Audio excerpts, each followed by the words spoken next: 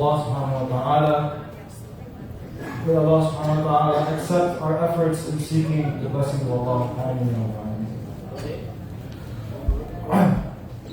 Page 440, Surah Yasin is chapter 36, Surah Yabuna, inshallah ta'ala. We'll start with Surah Al-Fatiha and Surah Yasin, inshallah ta'ala. So please join us, inshallah. I'll read. أعوذ بالله من الشيطان الرجيم. بسم الله الرحمن الرحيم. الحمد لله رب العالمين الرحمن الرحيم مالك يوم الدين إياك نعبد وإياك نستعين اهدنا الصراط المستقيم صراط الذين أنعمت عليهم غير المغضوب عليهم ولا الضالين آمين. بسم الله الرحمن الرحيم. ياسين والقرآن الحكيم إنك لمن المرسلين على صراط مستقيم تنزيل العزيز الرحيم لتنذر قوما ما أنذر آباؤهم فهم غافلون لقد حق القول على أكثرهم فهم لا يؤمنون إنا جعلنا في أعناقهم أغلالا فهي إلى الأذقان فهم مهمومون وجعلنا من بين أيديهم سدا ومن خلفهم سدا فأغشيناهم فهم لا يبصرون وسواء عليهم أأنذرتهم أم لم تنذرهم لا يؤمنون إنما تنذر من اتبع الذكر وخشي الرحمن بالغيب فبشره بمغفرة وأجر كريم. إنا نحن نحيي الموتى ونكتب ما قدموا وآثارهم وكل شيء أحصيناه في إمام مبين. واضرب لهم مثلا أصحاب القرية إذ جاءها المرسلون إذ أرسلنا إليهم اثنين فكذبوهما فعززنا بثالث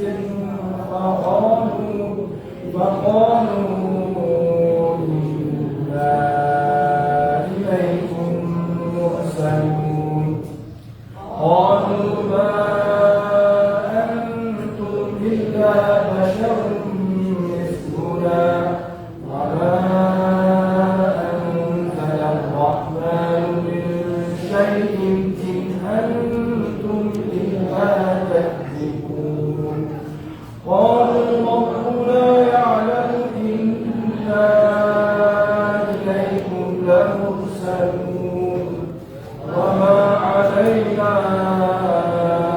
إلا البلاغ المبين. قالوا إنا تطيرنا بكم فإن لم تنتهوا لنرجمنكم وليمسنكم منا عذاب أليم. قالوا طائركم معكم أئن ذكرتم بل أنتم قوم مسرفون.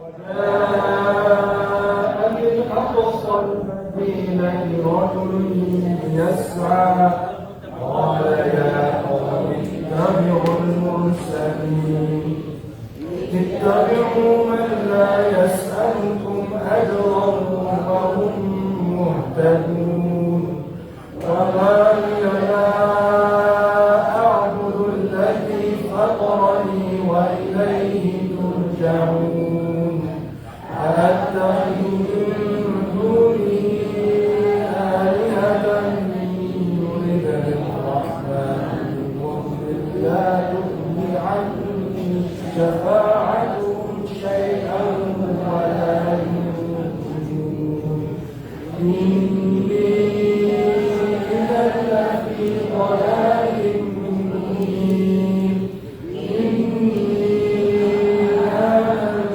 بربكم فاسمعون قيل ادخل الجنة قال يا ليت قومي يعلمون بما غفر لي ربي وجعلني من المكرمين وما أنزلنا على قومه من بعده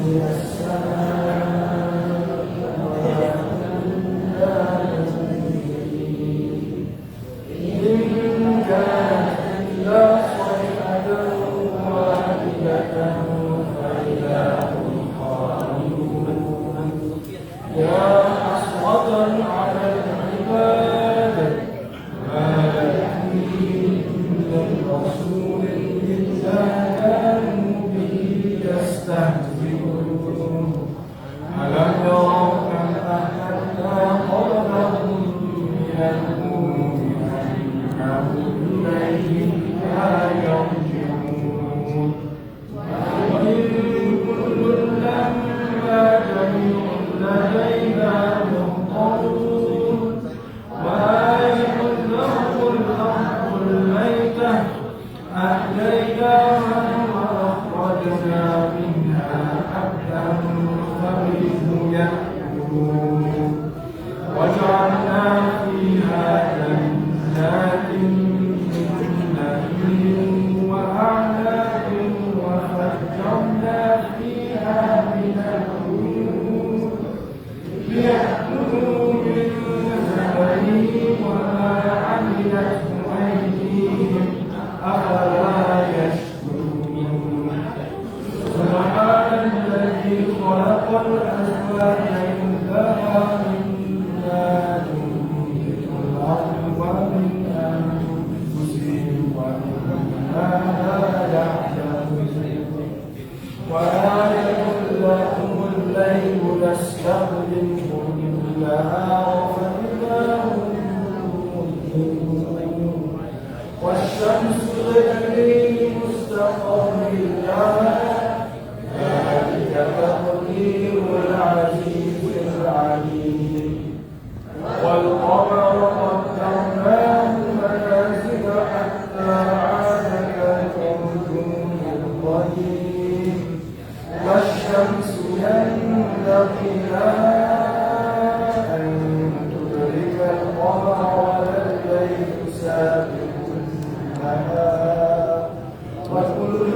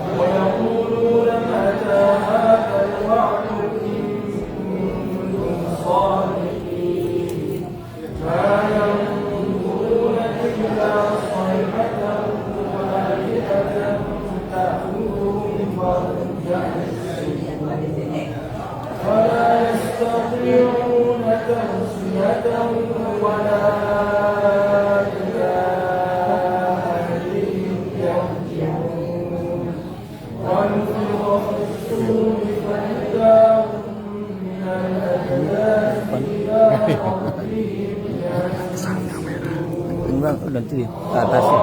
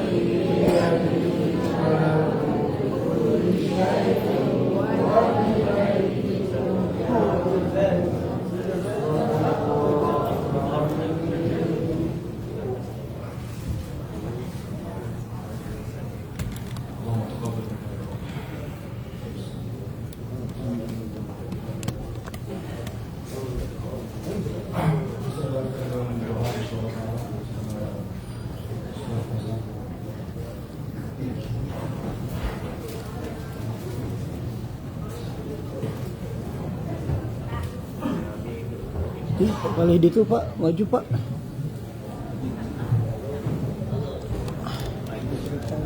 Assalamualaikum warahmatullahi wabarakatuh. Alhamdulillah, salawat dan salam kepada Rasulullah Muhammad SAW. Suatu ketika Rasulullah bersama sahabat berjalan menuju suatu tempat dan beliau melewati pemakaman. Pada saat beliau melewati pemakaman, beliau kemudian bersabda, "Langkahkan kakimu dengan cepat, percepatlah langkah para sahabat." Sampailah Nabi di tujuan. Setelah selesai tujuannya, beliau balik lagi ke tempat asal dengan rute yang sama. Ketika lewat di pemakaman, sahabat itu satu karakternya, sekali diperintah, dia tidak diperintah untuk kedua kalinya. Lewat di pemakaman itu, para sahabat pun kemudian mempercepat langkah. Seperti tadi waktu berangkat, ketika lewat pemakaman, Nabi lalu bersabda, "Tidak usah buru-buru, santai saja." Sahabat tentu bertanya, "Ya Rasul, kenapa tadi waktu pergi kita disuruh buru-buru lewat sini? Sekarang tidak." Lalu kata Nabi, "Andai saja kau diberi pendengaran seperti pendengaran saya, maka kamu dengar betapa orang ini disiksa tadi. Dalam kuburnya dia diazab, disiksa. Saya tidak betah dan tidak tega lama-lama mendengarnya, maka aku ingin jauh-jauh supaya saya tidak dengar lagi." Lalu ketika balik tidak lagi. Kenapa? Allah perintahkan kepada malaikat, "Wahai malaikatku, hentikan siksaanmu di kubur. Tidak mungkin orang itu saya siksa sementara anaknya lagi belajar mengaji, membaca basmalah. Bismillahirrahmanirrahim. Dengan nama Allah Maha Pengasih dan Maha Penyayang." Allah dari baru anaknya membaca basmalah, orang tuanya sudah terbebas dari azab kubur. Kisah inilah yang menjadi latar belakang dalil untuk mengajikan orang yang sudah wafat. Nah, bapak-bapak tanya diri masing-masing, kira-kira kalau masuk kubur anaknya masih bisa ngaji atau tidak? Ini pentingnya Pak pengajian dalam masjid ini. Kita bersyukur ada orang Islam dari Sulawesi, dari Indonesia, punya duit dan mau bikin masjid ini. Merugi kita punya anak kalau tidak dibawa ke sini. Bapak berani jauh-jauh merantau ke sini cari nafkah untuk urusan dunia. Padahal dunia ini bapak-bapak saya sudah muka sakaratul maut pasti berakhir. Kok kita berani merantau ke sini untuk urusan dunia yang pasti ada akhirnya, dan itu pun sebentar, dan pasti ada penderitaannya, tidak nyaman selamanya. Tapi kita berani merantau ke sini. Lalu kenapa untuk perjalanan kita yang lebih jauh dan tidak akan balik-balik, namanya hari akhir? Hari akhir itu maknanya tidak balik-balik lagi. Bapak-bapak kan di sini perantau ya, tapi itu perantau fiktif. Yang hakiki itu merantau masuk ke dalam kubur. Kita ini warga transit. Saya kemarin transit di Jepang, saya tidak mau turun di situ karena tujuan saya itu masih transit. Tujuan kita bagi orang Islam akhirat. Nah, pertanyaan buat kita yang merantau di sini, mana masa depan anak? Tadi subuh saya sudah sampaikan, kalau anak kita ulang tahun, mampu kita bawa ke sana kemari, keluar kita sampai ribuan dolar, lalu kenapa pengajian gratis seperti ini tidak mampu kita bawa? Bapak-bapak, kalau sudah wafat, percaya Pak, pasti dilupakan. Mau lihat contoh konkret, lihat kalau ada meninggal di grup. Jangankan ketik doa Pak, jangankan baca doa, ketik doa malas. Apa dikirim? Stiker Al-Fatihah. Tidak dibaca juga itu Al-Fatihah. Begitulah nasib kita. Dan langkah selanjutnya teman kita apa? Dia hapus itu tidak punya nama, dia blokir. Takut malam-malam tiba-tiba ada WhatsApp. Ya kan? Nah, dunia ini transit. Siapa yang paling tinggi pangkatnya di sini? Pak Konjen. Ya kan? Tapi akan meninggal juga. Iya. Pasti. Iya kan? Jangankan itu jabatan saja yang Konjen bakal ditinggal. Maka ibu bapak sebagai saling mengingatkan buat kita, jaga iman anak-anak kita. Alhamdulillah Pak Haji Thohir punya anak, ada duitnya, mau bikin masjid. Jangan sampai rumah di Indonesia kita bisa bikin harga 5 miliar, Bapak ndak punya masa depan. Ibu-ibu punya rumah di masjid di Indonesia, kalau ibu meninggal harganya 5 miliar misalnya. Ibu meninggal siapa yang tempati itu? Istri kedua. Maka didik anak kita.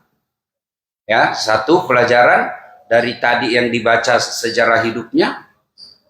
Alhamdulillah, kalau anak cerdas tapi masih ingat agama, itu syukur. Jangan sampai anak kita cerdas tidak ingat agama.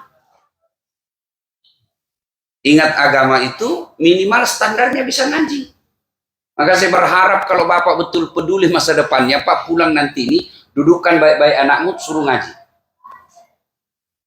Kalau tidak tahu ngaji, Bapak harus cemas.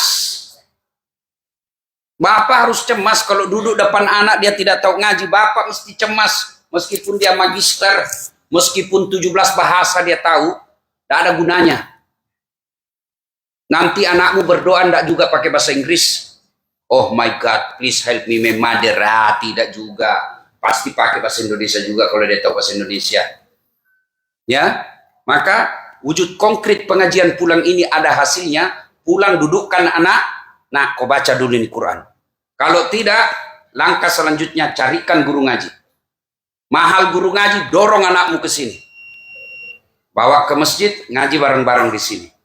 Karena waktu maghrib sudah tiba, mari kita bacakan Fatihah untuk almarhum Haji Thohir. Mudah-mudahan beliau, kalau orang meninggal itu 4 aja kita doakan. Ya Allah, ampuni dosanya, terima amalnya, lipat gandakan kebaikannya, lapangkan kuburnya, jadikan kuburnya menjadi taman-taman surga. Itu aja kalau orang sudah wafat. Ila hadratin Nabi Mustafa Muhammad sallallahu alaihi wasallam, summa khususan almarhum Haji Thohir. Al-Fatihah. A'udzu billahi minasyaitonir rajim. Bismillahirrahmanirrahim. Alhamdulillahi rabbil alamin, arrahmanir rahim, maliki yaumiddin. Iyyaka na'budu wa iyyaka nasta'in. Ihdinas siratal mustaqim. Siratal ladzina an'amta 'alaihim ghairil maghdubi 'alaihim waladdallin. Amin. Allahumma ghfir lil mu'minina wal mu'minat wal muslimina wal muslimat al ahya'i minhum wal amwat innaka sami'un qaribun mujibud da'wat wa kadiyal hajat. Allahumma ghfir lil mu'minina wal mu'minat wal muslimina wal muslimat al ahya'i minhum wal amwat innaka sami'un qaribun mujibud da'wat wa kadiyal hajat. Ya Allah, ya Rabbi, ya Karim, Zat yang maha membalas, balaslah segala kebaikan orang-orang yang telah mewakafkan waktu, harta, dan ilmunya untuk pembangunan masjid ini. Amin. Angkat harkat dan martabatnya, wujudkan cita-citanya, bahagiakan keluarganya, dan jika sudah menjadi arwah, lapangkan alam kuburnya.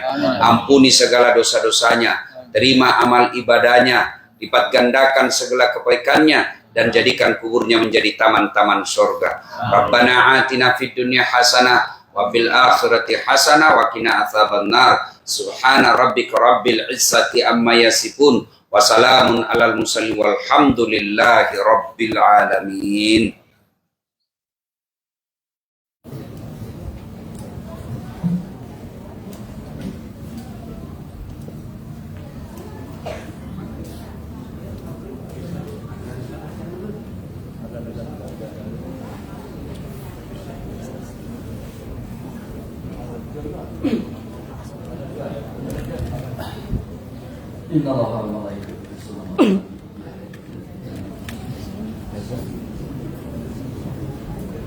Sholat maghrib dulu, nanti kita sambung.